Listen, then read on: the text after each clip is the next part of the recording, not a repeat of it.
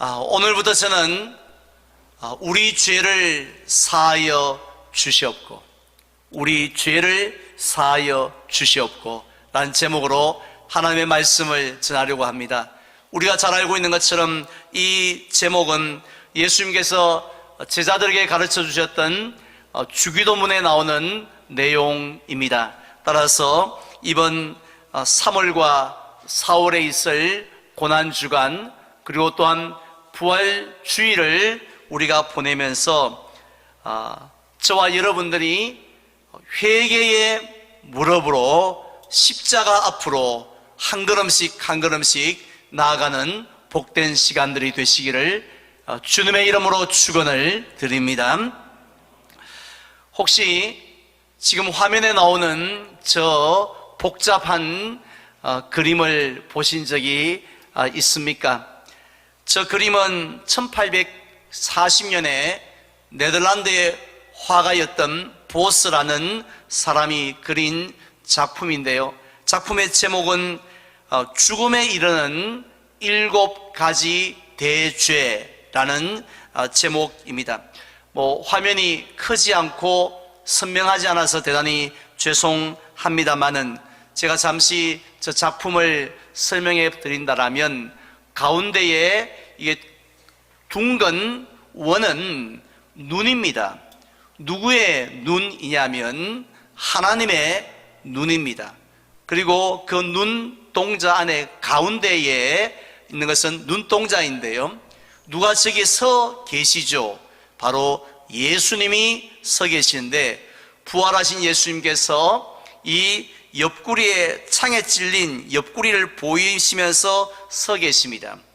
그런데 그 예수님 바로 밑에 정말 자그마한 글씨로 라틴어로 이렇게 적혀 있습니다. 번역을 하면 조심하라, 조심하라, 주가 지켜보고 계신다 하는 내용입니다. 그렇다면 하나님은 지금 하나님의 눈은 무엇을 지켜보고 계시기 때문에 우리를 향하여서 조심하라, 다시 한 번 더 조심하라고 말씀하고 있을까요? 저 그림을 보면 하나님께서 지켜보고 계시는 것은 바로 사람이 범하는 7가지의 큰 죄악들을 의미합니다.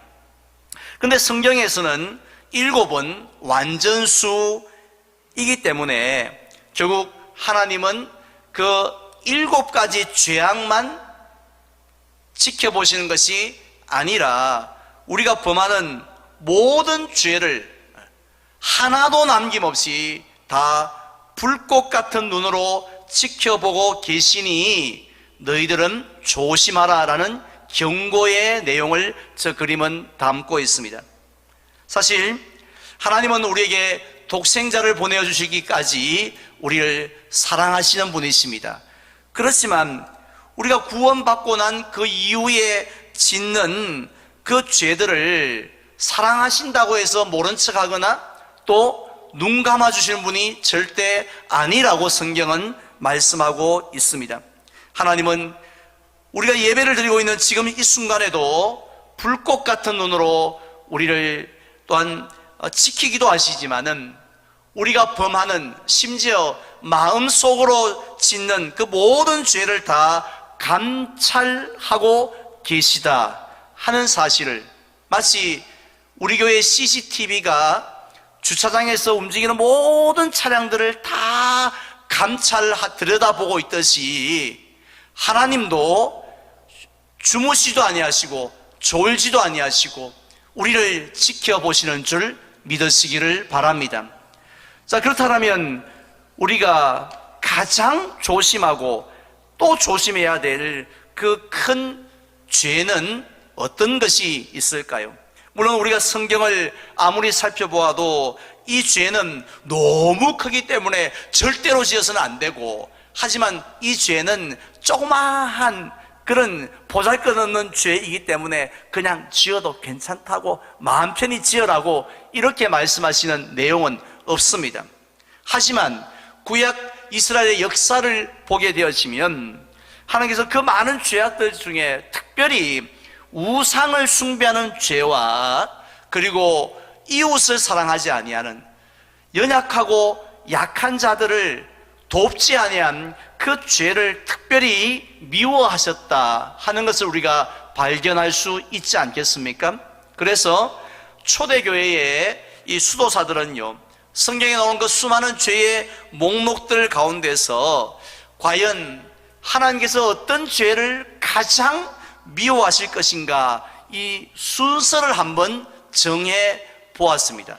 다른 말로 우리가 어떤 죄를 지었을 때에 사탄이 제일 기뻐하고, 우리가 어떤 죄를 지었을 때에 가장 우리의 삶의 신앙생활에 치명적인 영향을 미치는가 하는 것을 이렇게 따져 보았을 때에 7가지의 큰 죄의 목록을 정하게 되었습니다. 그래서 일주일이 7일 아닙니까?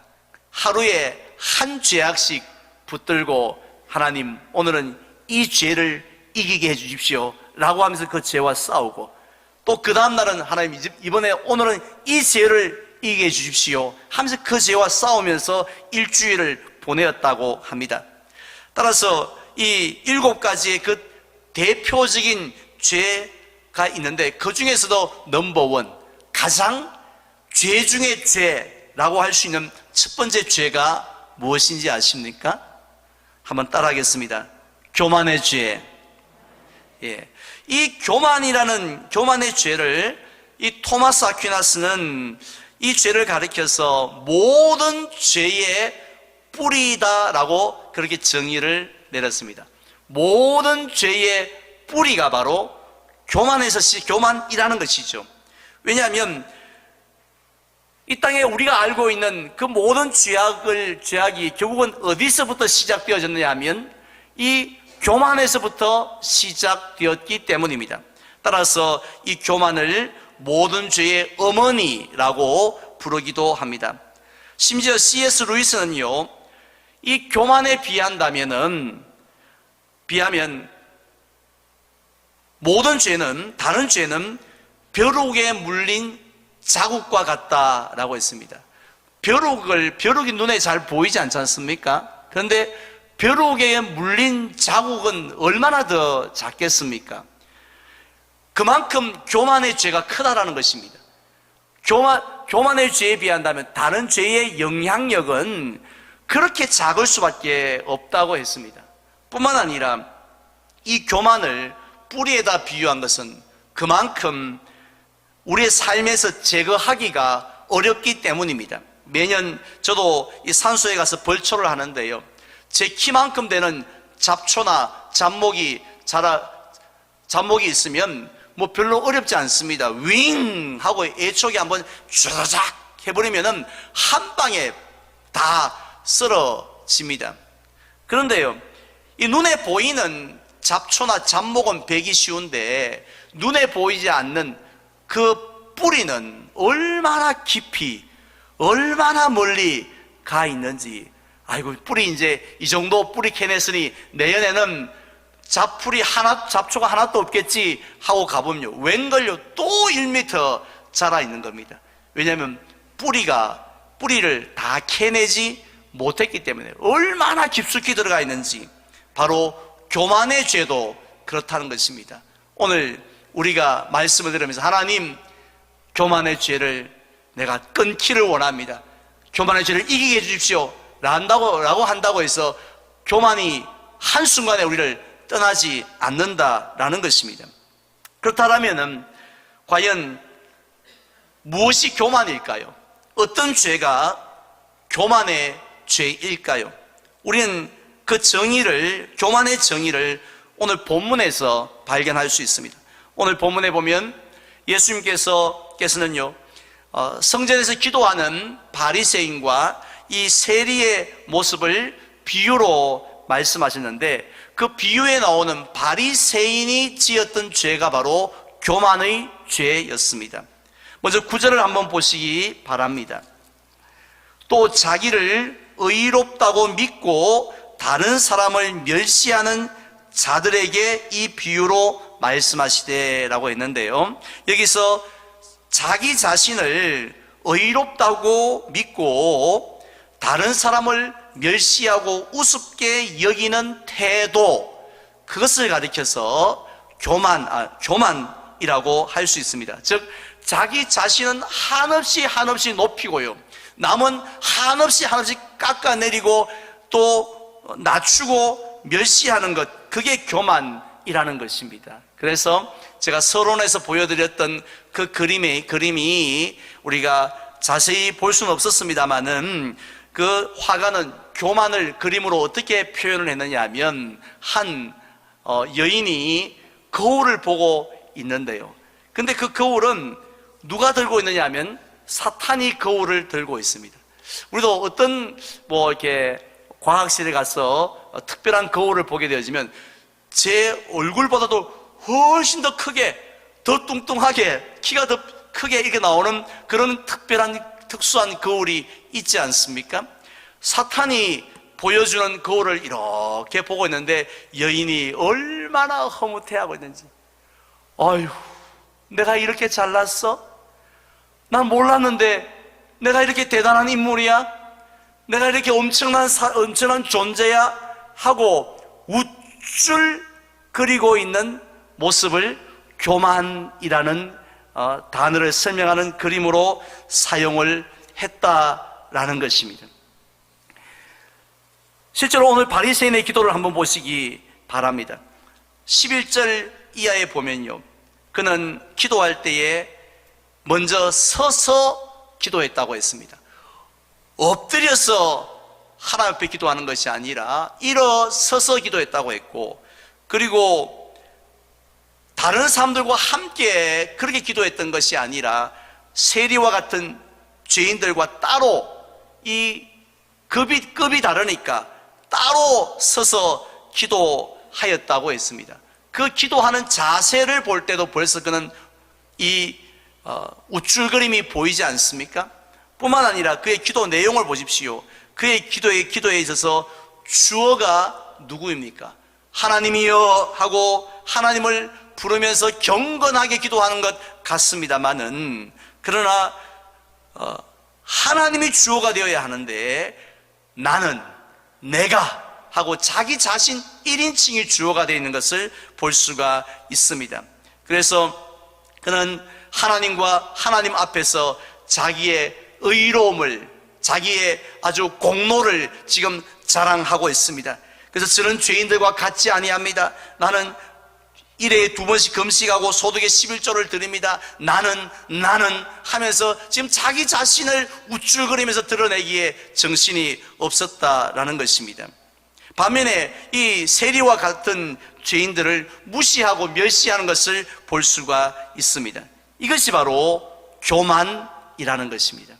사실 우리는 평소에 이 살인이나 간음과 같은 죄는 엄청나게 심각하게 생각합니다. 만약에 내가 그런 죄를 지었다고 생각한다면, 내가 누구를 살인했다라면, 만약 간음을 했다라면, 사기를 쳤다라면, 또 술을 마셨다면, 담배를 피웠다라면, 그럼 우리는 생각할 때 늘 가슴이 두근두근거립니다. 왜냐하면 이러다가 지옥 가면 어떡하나, 이런 나를 하나님께서 구원을 취소해버리면 어떡하나 하면서 그게 불안해가지고 잠을 못 잡니다. 예전에 어른들은 주일 한번 빠져도 11조 한번 빼먹어도 아이쿠야 큰일 났다 하고는 그렇게 생각을 했다는 것이죠. 하지만은 자신을 높이고 남을 낮추는 교만의 죄에 대해서는 어떻게 생각합니까? 물론 그것도 죄라고 생각하기는 하지만 그것 때문에 가슴이 벌렁벌렁거리는 사람은 아무도 없습니다. 내가 나 자신을 높였고 내가 나보다 못한 사람 무시했기 때문에 여기 이러다 지옥 가는 거 아니야? 이렇게 불안해 하시는 분을 본 적이 있습니까? 교만이 죄의 뿌리라고, 모든 죄악의 어머니라고 그런 생각해 보지 않습니다. 죄 중에도 진짜 가벼운, 진짜 착한 그런 죄라고 생각을 합니다. 어떤 분은요, 아예 이 교만을 죄의 목록에다 집어넣지도 않습니다. 내가 여러분 회개합시다라고 할 때에 이 교만의 죄를 아예 죄 취급도 하지 않는 분들도 많다는 것입니다. 이것이 바로 사탄의 속임수라는 것입니다. 실제로는 어떻습니까? 이 교만의 죄를 범하면 우리 삶에 엄청난 영향을 미치게 되어집니다. 가장 대표적인 영향이 뭐냐면 한번 따라할까요? 하나님과의 단절. 교만의 죄를 지으면 하나님과의 단절을 가져옵니다. 따스한 봄이 되어지면 자연스럽게 나타나는 현상이 뭡니까? 벚꽃이 핍니다. 팔공산에 벚꽃이 피고요. 봄이 오면 MBC 내거리에 벚꽃이 핍니다. 경북대학교에 벚꽃이 핍니다. 봄이 왔으니까요. 자연스러운 거 아닙니까? 당연한 거 아닙니까? 마찬가지로 우리가 교만하여 자신을 높이면 자연스럽게 누구를요? 하나님을 멀리합니다. 하나님을 의지하지 않습니다. 하나님을 찾지를 않게 되어진다는 것입니다. 오늘 본문에 나오는 바리새인이 그런 거 아닙니까? 그는 성전에 올라와서 열심히 하나님이야 하고 그렇게 기도하였지만 그는 교만하였기 때문에 하나님을 찾지 않습니다. 하나님을 의지하지 않습니다. 하나님의 긍휼과 은혜를 구하지를 않았음을 볼 수가 있습니다. 우리는 이런 모습을 에덴 동산에서도 발견할 수 있습니다. 아담과 하와가 선악과를 따먹고 에덴 동산에서 쫓겨났는데요. 그런데 그들에게 있어서 가장 큰 근본적인 문제는 무엇이었습니까? 교만하였다라는 것입니다. 그들이 하나님의 명령보다는 사탄의 그 말에 귀를 기울였던 것은 마음이 높아졌던 것이죠. 그냥 우리는 하나님의 피조물로 그냥 우리 하나님을 섬기는 존재라고 생각하는 것이 아니라 자신을 높입니다. 우리는 하나님이 될 수도 있다고, 하나님이 될 자격이 있다라고 그렇게 그 생각까지 하게 되어진 것입니다. 그러니까 사탄의 그 유혹의 말에 한 방에 넘어갈 수밖에 없었던 것입니다. 요한계시록에 나오는 라오디게아 교회도 마찬가지입니다. 그 교회는 특징이 무엇인지 아시죠? 미지근했습니다. 차지도 안 했고 더웁지도 아니했다라고 했습니다. 책망을 받았습니다. 그 이유가 무엇입니까? 나는 부자라. 나는 부자라. 이 사탄이 보여주는 거울을 보는 겁니다. 어이구, 내가 이렇게 부자야? 내가 이렇게 부요해? 부족한 것이 하나도 없구만 뭘. 하나님을 찾을 이유가 없어요. 하나님에 매어 달릴 이유가 없습니다. 기도할 이유가 없습니다. 내가 다 알아서 할 수 있을 것 같습니다. 내 능력이, 내 물질이 대단합니다. 바로 그러니까 신앙의 열정이 떨어져서 그들은 미지근한 토하여 내칠 수밖에 없는 바로 그런 존재가, 그런 교회가 되었음을 볼 수가 있습니다. 그렇다면 이렇게 무서운 교만이라는 죄는 어떤 경우에 우리에게 찾아옵니까? 어떤 경우에 우리가 주로 교만해집니까? 남들보다도 무엇을 더 가졌을 때 아닙니까? 남들이 가지지 못했던 것을 우리가 가졌을 때, 또 내가 아니면 더 가졌을 때 우리도 모르게 교만해집니다. 남들보다도 재물을 더 가졌으면 물질적인 교만이 찾아오지요. 그래서 하나님, 나에게 이런 물질 주셔서 감사합니다 하는 마음은 하나도 없고 오히려 나보다 좀 더 적은 평수에 살고 또 나보다 물질이 더 없는 사람들 보면 아이고 가난한 것들 하면서 이렇게 무시를 합니다. 저 흙수저들 하면서 우습게 보지요. 그리고 남들보다도 좀 더 배웠으면, 좀 더 알고 있으면 지적인 교만이 찾아옵니다. 그래서 못 배운 사람들, 잘 모르는 사람들 보면 무식하면서, 제대로 알지도 못하면서 이러면서 또 무시를 합니다. 남들보다 힘이 조금 더 있으면 이 권력적인 교만도 찾아와서 흔히들 말하는 갑질을 하는 것이죠. 남들보다 좀 더 착하게 살면은 도덕적인 교만도 가지게 되었습니다. 그래서 내가 법 좀 잘 지켰다고 해서 죄를 지은 사람들을 보면 묻지도 않고 따지지도 않고 정말 인간 이하의 사람으로 저런 사람이 뭐라고 하면서 우리들은 정말 우습게 여기는 경향들이 있습니다. 그런데요, 교만 중에서, 이런 여러 가지 교만들 중에서 우리 성도들이 가장 범하기 쉬운 교만이 있습니다. 무슨 교만인지 아시겠죠? 영적인 교만입니다. 이 영적인 교만이란 주로 신앙생활을 열심히 하는 분들에게만 찾아옵니다. 그러니까 평상시에 열심히 신앙생활을 하지 않는 분들은 크게 걱정을 안 하셔도 됩니다. 그래서 남들보다도 우리 전도회 안에서 보니까 내가 성경을 1년에 제일 많이 읽는 것 같아. 아니야, 우리 목사보다도 내가 더 많이 읽는 것 같아. 보니까 이렇게 나보다 성경을 더 많이 읽고 또 남들보다도 새벽 기도는 날 따라올 사람이 없어? 365일 내 빠진 거 봤나? 그렇게 남들보다 더 열심히 기도하고 전도, 나만큼 새가족 등록 많이 하는 분이 있으면 나보라 그래라 하고 전도 더 많이 하고 구제 더 많이 하고 봉사 더 많이 하는 분들에게 찾아옵니다. 물론 처음에는요, 주님을 사랑하는 마음으로 열심을 냈던 거죠. 주님이 너무 좋은 겁니다. 예수님이 좋은 걸 어떡합니까 해서 말씀 읽는 게 너무 기쁜 겁니다. 기도하는 게 즐거워요. 교회에서 봉사하는 것이 또 나를 안 불러줄까 봐 겁이 날 정도로 교회에서 봉사하고 나면 그렇게 만족이 되어지고 감격스럽습니다.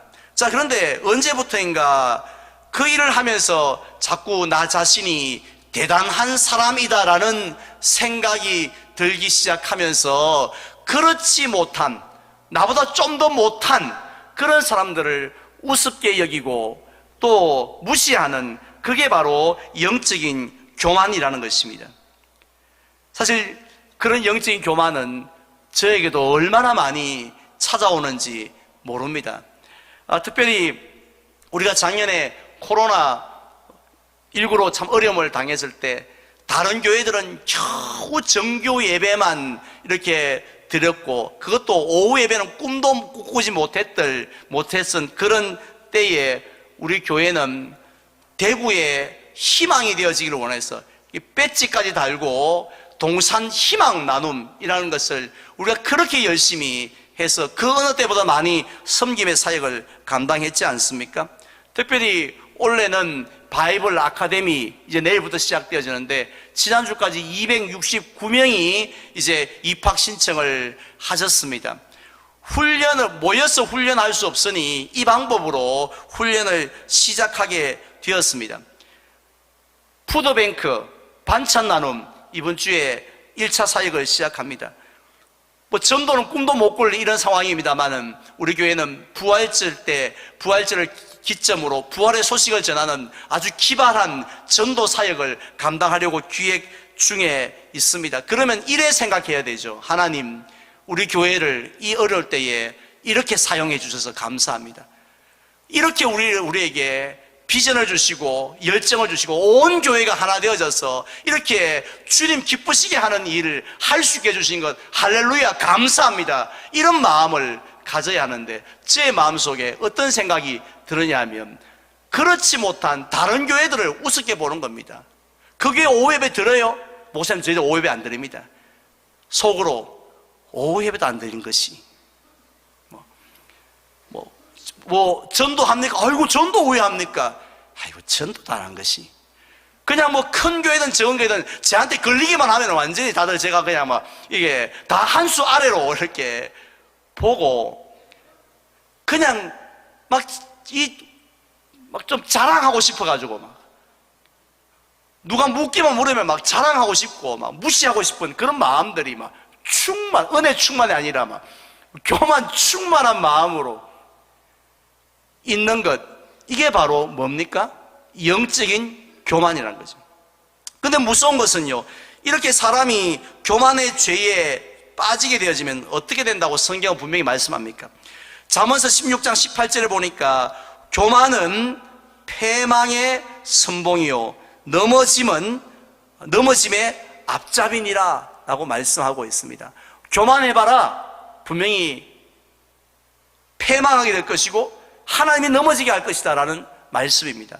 베드로전서 5장 5절에도 보면 하나님은 교만한 자를 대적하신다고, 상종도 하지 않으신다고, 복 주시지 않으신다고 말씀하시는데 반대로 겸손한 자에겐 은혜를 주신다고 하셨습니다. 오늘 본문에 나오는 바리새인도 그렇게 기고만장했고 사탄이 보여주는 그 거울을 보면서 그냥 심취해서 자기 기만과 자기 도취에 빠져서 우와 내가 대단하다 생각하고 하나님 앞에 자랑하고 거들먹거리다가 결국은 어떻게 됐습니까? 하나님이 그를 낮추셨다, 의롭다 하지 않게 의롭다고 인정함을 받지 못했다라고 했습니다. 자, 따라서 우리들은요, 중요한 것은 무엇입니까? 이렇게 순간순간 찾아오는 이 교만의 죄를 어떻게 하면 이길 수 있느냐 하는 것이 아니겠습니까? 첫 번째는 우리가 교만이 무서운 죄라는 것을 아는 것이 중요하다면, 그럼 두 번째로는 어떻게 이것을 이길 수 있느냐라는 것입니다. 우린 비결을 오늘 본문 13절에서 발견할 수 있습니다. 우리 본문 13절 다 함께 봉독하겠습니다. 세리는 멀리 서서 감히 눈을 들어 하늘을 쳐다보지도 못하고 다만 가슴을 치며 이르되 하나님이여 불쌍히 여기소서 나는 죄인이로소이다 하였느니라. 아멘. 세리는 먼저 자기 자신의 의의를 살펴본 것이 아니었습니다. 와, 바리새인이 저렇게 자랑질할 게 많으니까 나는 보자 뭐 자랑할 게 있나 하고 찾아보지 않았다는 거예요. 사실 세리인들 왜 없었겠어요? 하루 종일 일주일 살아가면서 그나마 하나님을 기쁘시게 하는 일이 왜 없겠습니까? 자랑할 것 찾으면 분명히 있었겠죠. 하지만 자신의 거룩한 부스러기들을 끌어모으려고 하나님 앞에 뭘 하나 반죽이라도 해보려고 애를 썼던 것이 아니었습니다. 그는 누구를 바라봅니까? 거룩하신 하나님을 바라봅니다. 마치 이사야가 보좌에 앉으신 하나님의 형상을 보았듯이 하나님을 바라보게 되어집니다. 그러자 어떻게 되어집니까? 그러자 자신이 얼마나 큰 죄인인가를 깨닫게 되어집니다.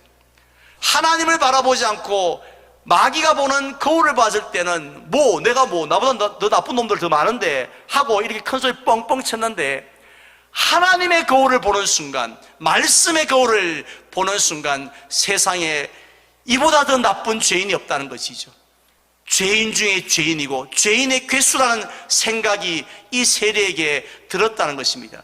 그 죄도요, 그냥 하나님 앞에 곤장 한 10대 맞는 그 정도의 형벌이 아니라 지옥 불에서 영원한 형벌을 받아야 할 정도로 많은 그런 죄인, 그런 더러운 죄인인 것을 하나님 앞에서 비로소 깨닫게 되어집니다. 마치 이사야가 그랬던 것처럼, 마치 베드로가 그랬던 것처럼 예수님 앞에서 주여 나를 떠나소서 나는 죄인으로소이다, 화로다 나는 망하게 되었다라고 그렇게 고백하지 않을 수가 없었다는 것입니다. 그래서 어떻게 합니까? 하나님을 향하여 이렇게 기도하죠. 하나님이여 불쌍히 여기소서. 그것도요 가슴을 치면서. 왜냐하면 하나님이 불쌍히 여기지 아니하시면 100% 확실히 지옥불에 떨어질 게 틀림없으니까, 영원한 형벌을 받을 게 틀림없으니까 가슴을 치며 하나님 제발 좀 나를 불쌍히 여겨달라고, 이 죄인을 용서하여 달라고, 하나님의 은혜가 없이는 살아갈 수 없다라고 하면서 하나님 앞에 메어 달리게 되어졌습니다. 초대교회 수도사들도요 교만의 죄가 예외 없이 찾아왔습니다. 그들은요 그런 죄 안 지어보려고, 특별히 7가지 대죄 안 지으려고 세상을 떠나서 특별한 공간에 모여가지고 눈 뜨는 순간부터 기도하고 말씀 읽고 노동하고, 잠깐 밥 먹고 또 기도하고 말씀 읽고 찬양하고 노동하고, 그리했음에도 불구하고 그들이 무슨 죄를 짓겠습니까? 하지만 순간순간 불쑥불쑥 솟아오르는 죄가 있었는데 그게 바로 교만이라는 거예요. 당신들은 다 세상에서, 더러운 세상에서 살지만 우린 이래 살아. 나 새벽부터 기도했어. 나 오늘 성경 몇 장 읽었는지 알아? 하고 이렇게 그런 교만들이 왔다는 겁니다. 그래서 그들은 그 교만의 죄를 이기기 위해서요 어떻게 했느냐 하면 방금 세리가 했던 기도처럼 길지 않습니다. 너무 짧은 기도문을 계속해서 반복하며 엎조렸습니다. 시편 기자가 얘기했던 것처럼 계속해서 기도를 끊이지 않고 했습니다. 교만의 죄가 찾아올 때마다 내용은 이렇습니다. 다 함께 읽어볼까요? 주 예수 그리스도 하나님의 아들이시여 이 죄인을 불쌍히 여기소서. 이 간단하고 쉬운 기도문은 1500년의 전통을 가지고 있습니다. 1500년 동안 경건하게 죄와 싸워서 이기려고 하는 사람들이 유혹이 올 때마다, 또 내가 어쩔 수 또 죄를 지을 때마다 주 예수 그리스도 하나님의 아들이시여 이 죄인을 불쌍히 여겨 주시옵소서 하면서 거룩하신 하나님 앞에 엎드렸다라는 것입니다. 그럴 때에 그들은 교만의 죄를 이겼습니다. 그리고 그들은 산상보훈에서 말씀하신 심령이 가난한 자가 되었고 천국을 누리게 된 겁니다. 오늘 본문 말씀 보십시오. 세리가 하나님이 나를 불쌍히 여기시오, 이 죄인을 불쌍히 여겨달라고, 긍휼을 베풀어 달라고, 하나님의 은혜가 아니면 안 됩니다라고 그렇게 낮게 엎드려서 기도할 때에 하나님께서 그를 의롭다 하심을 받고 그를 또한 높이셨다 말씀하셨습니다. 오늘 우리도 마찬가지입니다.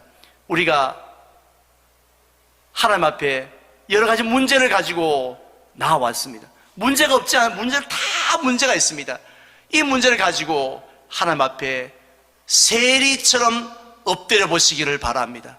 하나님 앞에 아무런 공로도 없고 자격도 없는데 가슴을 치며 기도하옵나니 나를 불쌍히 여겨주시옵소서. 이 죄인을 좀 불쌍히 여겨주십시오.